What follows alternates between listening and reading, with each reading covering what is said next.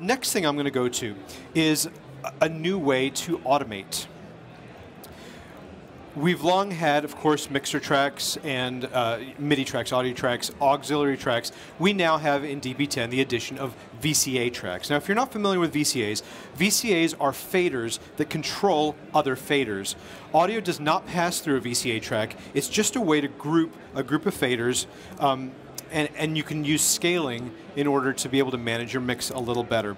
So I'm going to demonstrate, for example, I have these 3 horn tracks. They are MIDI tracks. And if I look at them in my mixer, they're all set to different relative levels. The horn 1 is pretty loud, horn 2 a little quieter, horn 3 also pretty loud, but not exactly the same.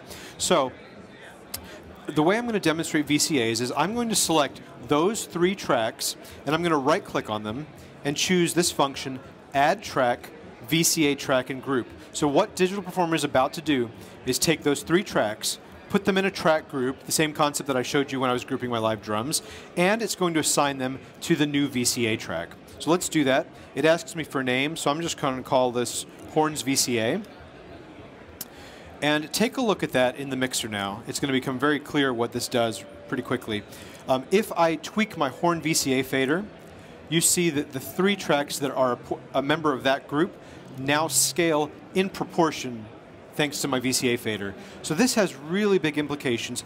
You know, if I was dealing with, well, let's say a whole bunch of drums, and I have my drum mix up there, and you can see that every fader is at a different level, and I like the way my drums are mixed, but now I need to position that entire kit within my full mix. I can retain all those, and now I can add a VCA track to control that.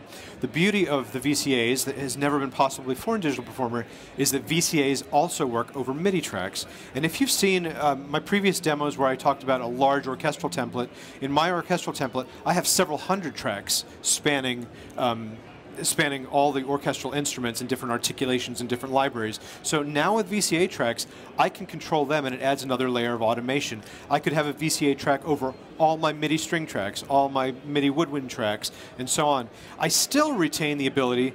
I could automate the individual tracks if I want to automate an individual instrument, but with VCAs, I can now automate the groups of them as well. So it's a very powerful tool for layering automation and having an additional layer of control over my tracks. And like I said, the fact that we can do this over MIDI tracks is a big breakthrough.